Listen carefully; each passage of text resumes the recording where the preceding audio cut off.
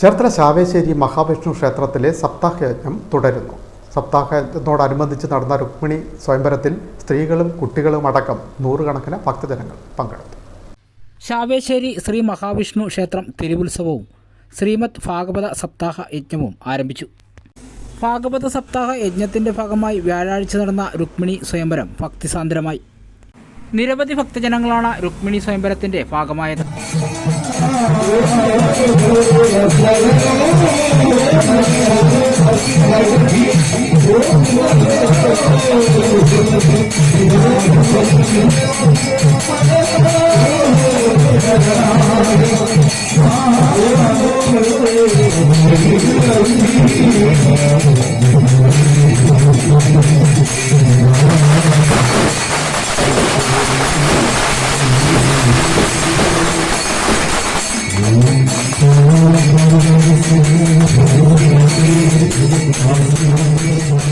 വ്യാഴാഴ്ച രാവിലെ 11-ന് ക്ഷേത്രം കാണിക്ക മണ്ഡപത്തിന് സമീപത്ത് നിന്ന് സ്വയംവര ഘോഷയാത്ര ആരംഭിച്ചു. 11:30-ന് യജ്ഞമണ്ഡപത്തിൽ രുക്മിണി സ്വയംവരം നടന്നു. വെള്ളിയാഴ്ച ക്ഷേത്രത്തിൽ കുചേലഗതിയും ഉച്ചയ്ക്ക് 1-ന് ഉത്സവബലി ദർശനവും നടക്കും. ശനിയാഴ്ച പാരായണം സമാപിക്കും.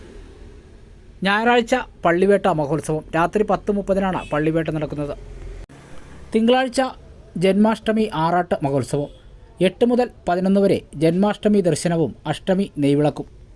9-ന് ഭക്തിഗാന മഞ്ജരി, 10:30-ന് ഉറിയടി ഡാൻസ്, 2:30-ന് ആറാട്ടുകടവിലേക്ക് ആറാട്ട് പുറപ്പാട്, 7-ന് ആറാട്ട് വരവ്, 8-ന് കരാക്ക ഗാനമേള, 10:30-ന് ആറാട്ട് എതിരേൽപ്പ്. രാത്രി 12-ന് ജന്മാഷ്ടമി പൂജയും ക്ഷേത്രത്തിൽ നടക്കും.